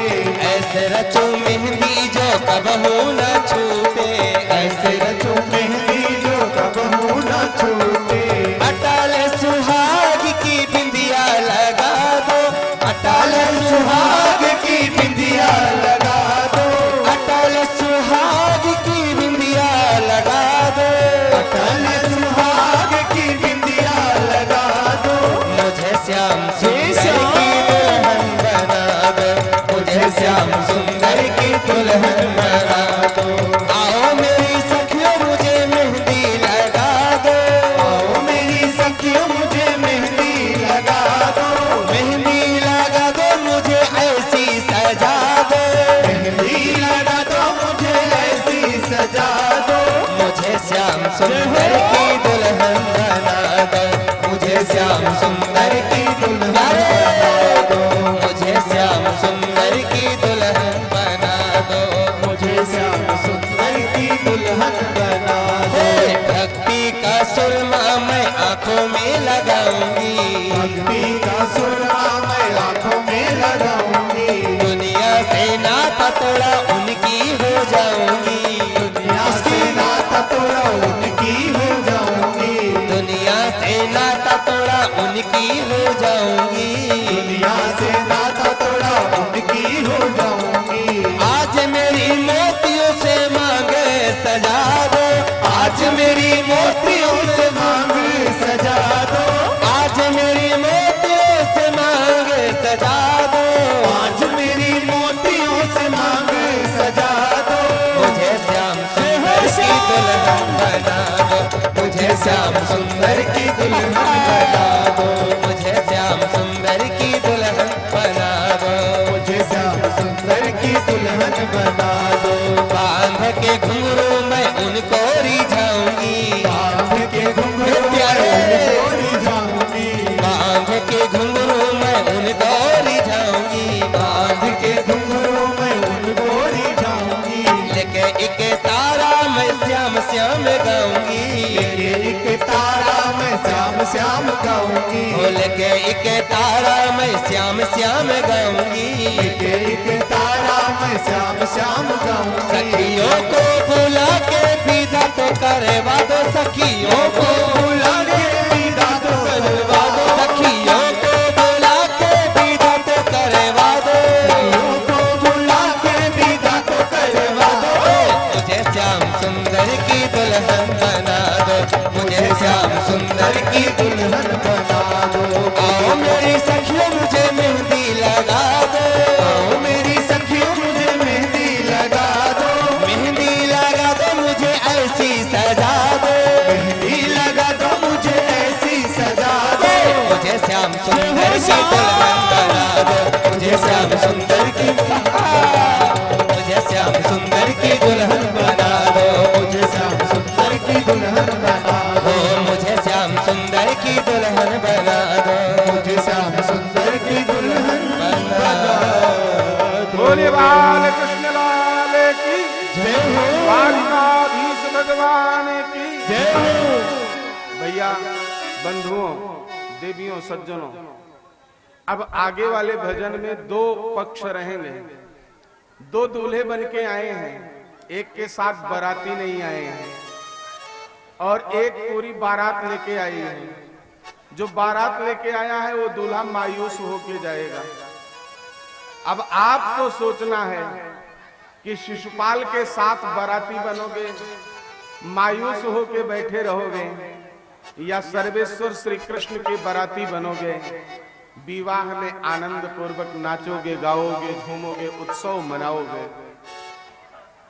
रुक्मी को पता चल गया है कि श्याम सुंदर भी आए हैं, आएंगे जरूर।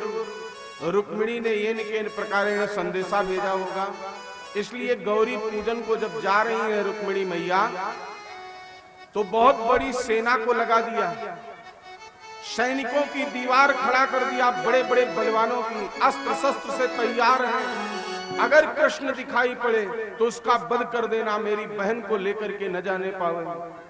सखियों के बीच में रुक्मिणी मैया चल रही हैं, रास्ते में चलते हुए और विचार कर रही हैं कि दुर्भगाया न मेधाता नानुकूलो महेश्वरा, देवी साभिमुखा गौरी रुद्राणी गिरजा सती। देखो तो सही, आज भगवान महेश्वर मेरे अनुकूल नहीं है, गौरी देवी भी मेरे अनुकूल नहीं है, भगवान भूत भावन शिव की कृपा नहीं प्राप्त है, मुझे श्याम सुंदर नहीं दिखाई पड़ रहे हैं। अब तो उनके बिना केवल प्राण त्यागना ही मेरे लिए रह गया। ऐसा विचार करते हुए गौरी मंदिर में प्रविष्ट हुई, पूजा कर रही थी, इतने में माला टूट करके गिरी, और जैसे ही माला गले में गिरी, प्रसन्न हो गई रुक्मिणी देवी। बगल में देखती हैं तो दरवाजे के किनारे छपे हुए श्याम सुंदर ने इशारा किया, आइए प्रिय, और हाथ पकड़ करके श्याम सुंदर रुक्मिणी देवी को चल दिए हैं। जैसे ही रुक्मी को पता चला, सारे के सारे सैनिक छिपे हुए मूर्तिमान खड़े थे, सबने जाके बताया हमारे को बड़ी धुनाई हुई, मारपीट हुई, जबकि वास्तविकता क्या थी, सबने पुष्प वर्षा किया था। इस जोड़ी के लिए यही वर श्रेष्ठ था, इस देवी के लिए। और फिर रुक्मी बहुत बड़ी सेना लेके गया, भगवान श्री कृष्ण द्वारिकाधीश से युद्ध किया, वध करना चाहा, रुक्मिणी जी ने मना कर दिया, और फिर बलराम जी ने आकर के मुक्त किया, लेकर के रुक्मिणी को पहुंचे हैं द्वारिकापुरी में। रुक्मी अपने नगर में प्रवेश नहीं किया, प्रतिज्ञा के अनुसार वहां देवता आकर के उपस्थित हुए हैं। बड़ा सुंदर द्वारिकापुरी को सजाया गया है। ब्राह्म विधि से, पहले गांधर्व विधि से विवाह हुआ। गांधर्व विधि क्या है? जयमाल। और ब्राह्म विधि क्या है? अग्नि को साक्षी मान करके। विवाह की 8 विधियां हैं, उनमें से ब्राह्म विधि का अनुसरण करते हुए अग्निदेव को साक्षी मान करके भगवान श्री कृष्ण द्वारिकाधीश ने देवी रुक्मिणी का वर्ण किया। आज भगवान का ये विवाह उत्सव मनाया जाएगा। कल 16,107 विवाहों की चर्चा, राजा नृग की कथा, भक्त प्रवर सुदामा की कथा, 24 गुरुओं की कथा, 9 योगेश्वरों को कथा, यदकुल का संहार और महाराज परीक्षित नरेंद्र को मोक्ष की प्राप्ति।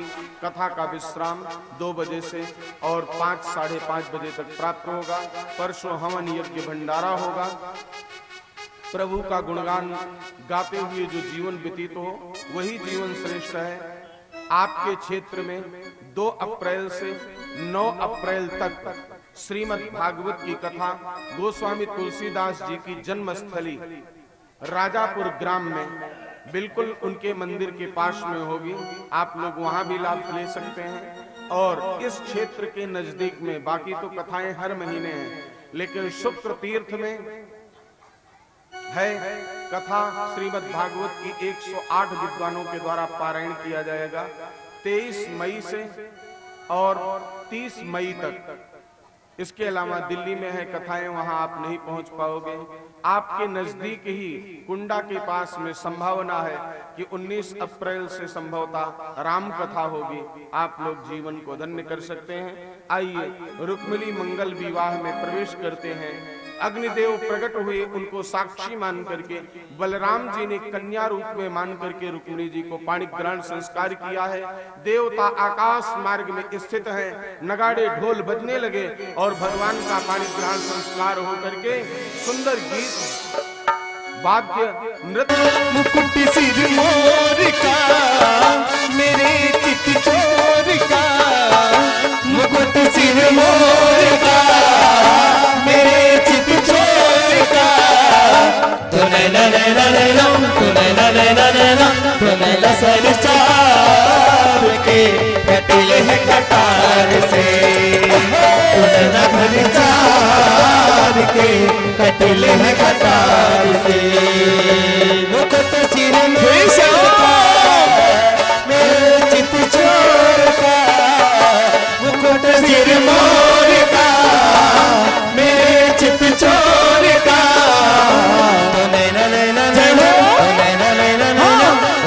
घन श्याम के कटिल है कटार से, तूने घन श्याम के कटिल है कटार से।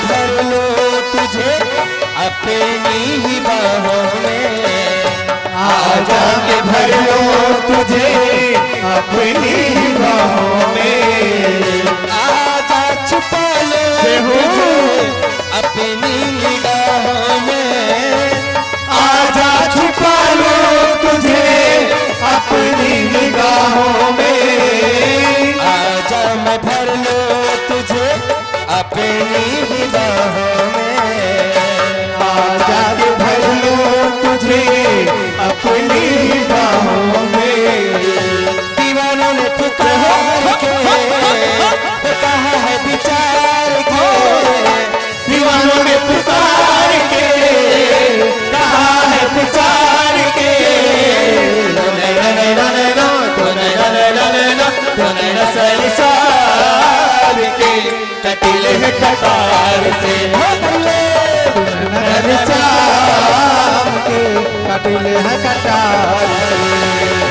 मुकुट सिर मोर का मेरे चित चोर का, मुकुट सिर मोर का मेरे चित चोर का,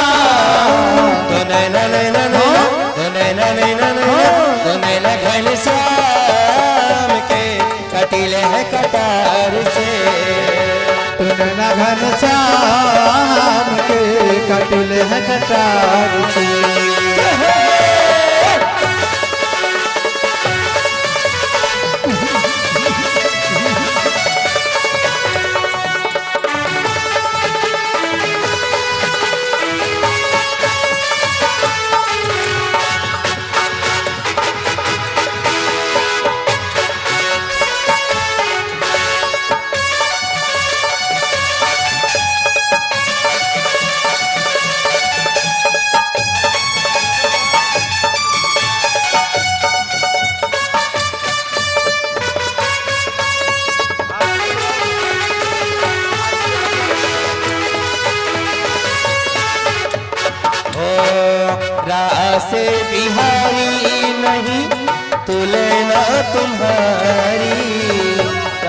से बिहारी नहीं तुलना तुम्हारी। तुझे सा न देखा कोई पहले अगाड़ी, तुझे सा न देखा कोई पहले अगाड़ी। नजर उतार के मेराई मार के कि नजर उतार के तू नैना नैना नैना तू नैना नैना नैना तू नैना संसार के कटिल है से तू नैना घनश्याम के कटिल है कतार से तू नैना घनश्याम के कटिल है कतार से तू नैना घनश्याम के कटिल है कतार से।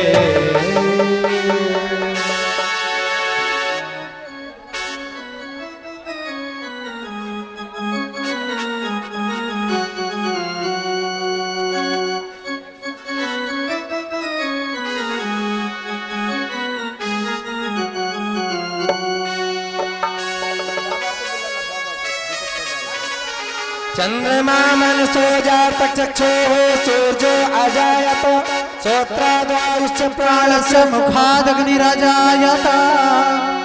आरती कुंज बिहारी की श्री गिरधर कृष्ण मुरारी की।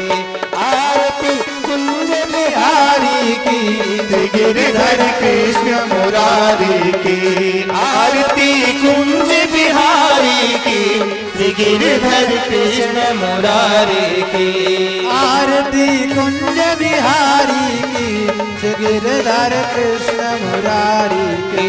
गले में बैजंती माला गले में बैजंती माला बजावे मुरली मधुर बाला बजावे मुरली मधुर बाला। श्रवण में कुंडल झलकाला श्रवण में कुंडल झलकाला।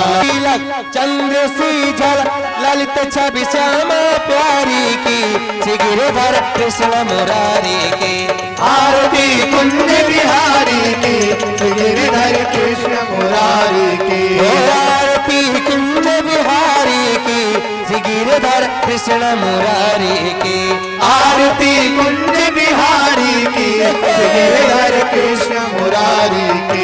कनकमय मोर मुकुट बिल से कनकमय मोर मुकुट बिल से देवता दर्शन को तरसे देवता दर्शन को तरसे। गगन सो सुमन राशि बरसे गगन सो सुमन राशि बरसे।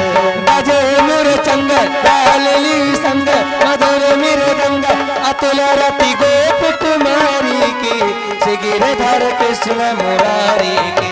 आरती कुंज बिहारी की श्री गिरधर कृष्ण मुरारी की।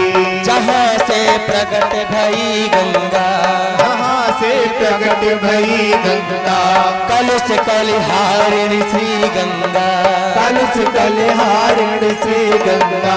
श्रवण से होत मोह भंगा श्रवण से होत मोह भंगा। बसी शिव सिंह जटा के भी हरे अघ की चरण छवि श्री बलवारी की श्री गिरधर कृष्ण मुरारी की। आरती कुंज बिहारी की श्री गिरधर कृष्ण मुरारी की। चमकते उज्ज्वल तट रेणु चमकते उज्ज्वल तट रेणु बज रही वृंदावन वेणु बज रही वृंदावन वेणु।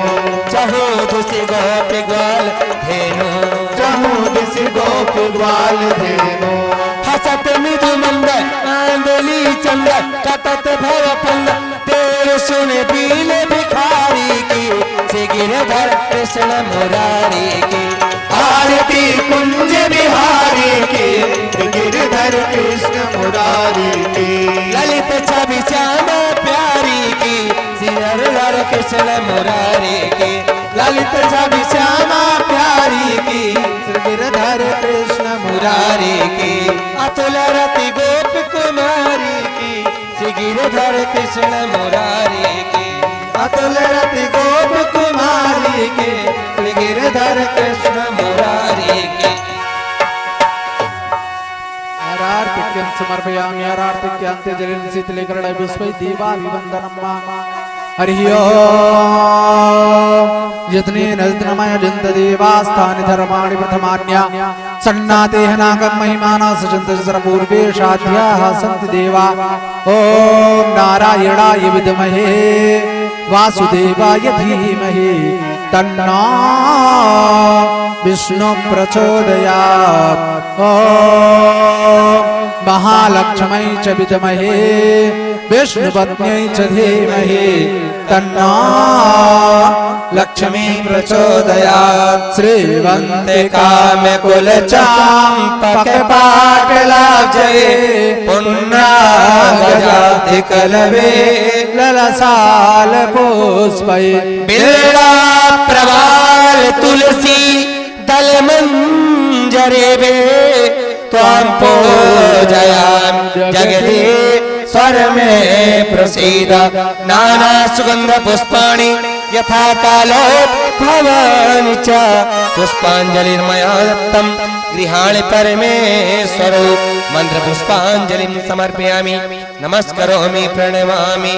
श्री भागवत भगवान की जय, श्री बालकृष्ण लाल की जय, श्री रुक्मणी बल्लभ लाल की जय, श्री वेद व्यास जी महाराज की जय, सत्य सनातन वैदिक धर्म की जय हो। अधर्म का प्राणियों में विश्व का गौ माता की भारत माता की आज के आनंद की भक्ति और भगवान की श्री वृंदावन बिहारी लाल की सेवा के बिहारी लाल की जय जय श्री राधे